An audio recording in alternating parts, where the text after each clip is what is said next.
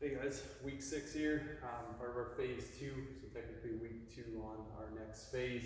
So this week is going to look very similar to last week, just turning up the intensity a little bit. So last week we were looking for a lot of kind of 80% efforts and kind of holding back a little bit to help us bounce back from that week 4. So this week we're going to let loose a little bit, we'll try to surpass the numbers we've hopefully achieved last week and just continue building on the good things we were doing last week. So day 1, back or front squats or whatever you've been doing, continue to work on that progression. So continuing with 3s. So we're going to work up to a challenging 3, so like a 9 on 10 effort. So that would mean you probably have one more rep in the tank. So once you get to your last one, you have to perform a 4th rep. You most likely could. If you're somewhere in that range, that's good enough for today. You take that number, we're going to come down 15% and do another set of max reps just like we did last week. Continuing to build on muscle ups or strict pull-ups. So depending where you're at with that kind of stuff, maybe we're looking to add a rep, maybe we're doing bigger sets, and we're switching the bands on our banded pull-ups, or maybe we're just adjusting how you try and make it a little bit more challenging, or just looking to add volume in terms of reps. So your workout for day 1, we're going to do an AMRAP 10, we're going to do 12 box jumps. So you decide the height of what you're comfortable with, kind of doing 12 unbroken. From there, we're going to do 9 chest to bar pull-ups, regular pull-ups depending where you're at. Banded pull-ups again would be a good substitute. If you're at home, some kind of dumbbell row will do just fine.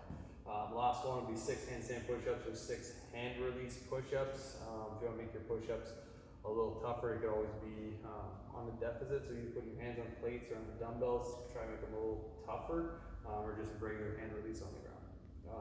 Handstand push-ups, same thing. If you're really good and 6 does not challenge you enough, you could always be strict to try and increase the difficulty there. From there, day 2, continuing with our squat or power on the complex. So if you've been working with squat snatches or you've been kind of mixing in both, keep the same thing you've been practicing so we can build on last week. So 1 snatch from the ground, so that's power squat. From there, you're gonna bring that down to the hang. We're gonna hang at the top of the knee for a snatch. Once that's overhead, we're gonna take it down to a paused overhead squat. For the pause, look for 2 to 3 seconds at the bottom to really ingrain that position and work on reinforcing that bottom position for heavier weights later on. In between, work on seated box jumps. So working on explosive hip extension. So the seat can be something as simple as a folding chair, any kind of chair, a little stool. Ideally, you're looking for something that will get you to 90 when you're sitting and then take off from there. You can look to increase the box height depending how well that went last week. If not, find something you're comfortable with. Obviously, safety first, trying to avoid wiping out on the box, right? From there, work out another AMRAP 10. We're gonna do 30 double unders. If we're doing singles, I probably want to do 50, so that way we can get through it pretty quick. From there, 15 alternating dumbbell snatches. This would be a good chance to possibly try something a little heavier if you've been kind of playing around with 2 different weights. And then from there, 5 burpees over the dumbbell. Those could be lateral or facing your dumbbell. Best you can, try 2-foot takeoff over your dumbbell. From there, day 3, continue to work on our deadlift and our pressing, so whether that's bench or push press. So again, dialing up the effort this week, so you're looking to surpass last week's numbers. So again, you're looking to basically keep 1 rep in a tank when you've achieved that top weight for the day. So 3 reps on the deads, 3 reps on your bench or push press, depending what's available to you. Once you've completed those 2 going back and forth, you're gonna take 10% off and perform a set of 3 for each, right? So for the deadlift and the push press.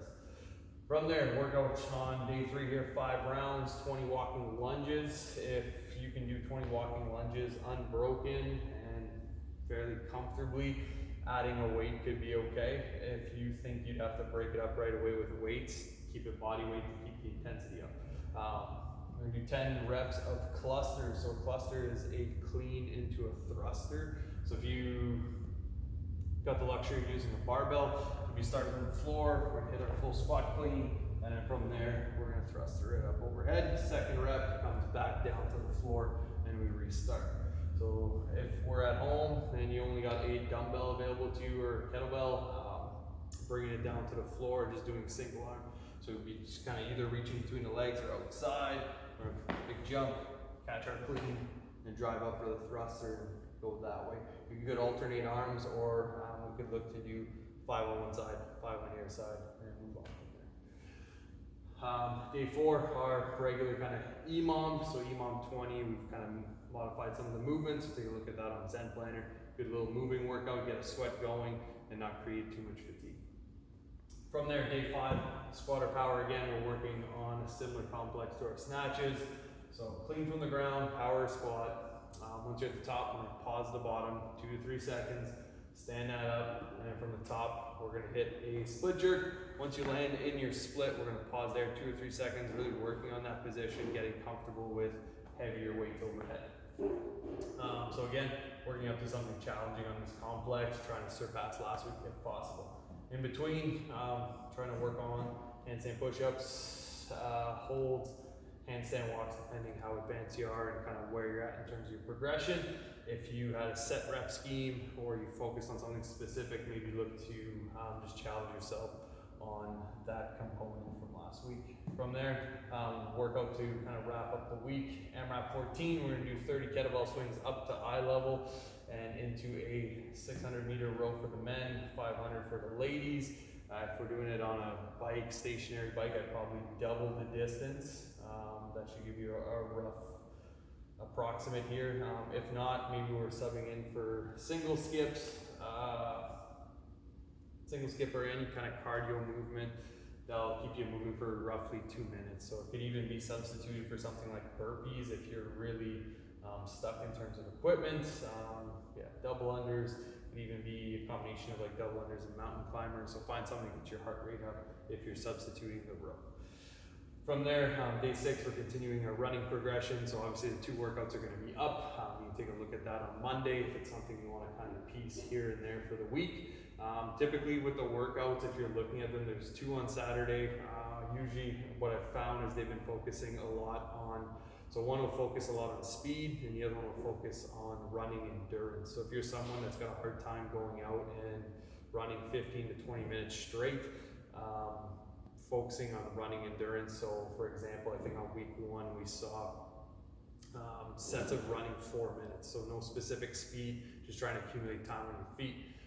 The other way around, if you're someone that can maybe run 5, 10K and just keep on going, but you have a hard time like sprinting or picking up the speed, doing some of those more specific distance workouts with those paces definitely help you develop kind of new gears and kind of maybe improve your stride in terms of picking up speed and possibly improving those shorter distances. Like always, if you guys have any questions, feel free to reach out. Hopefully you guys have a good long weekend and let's attack the week. See you guys later.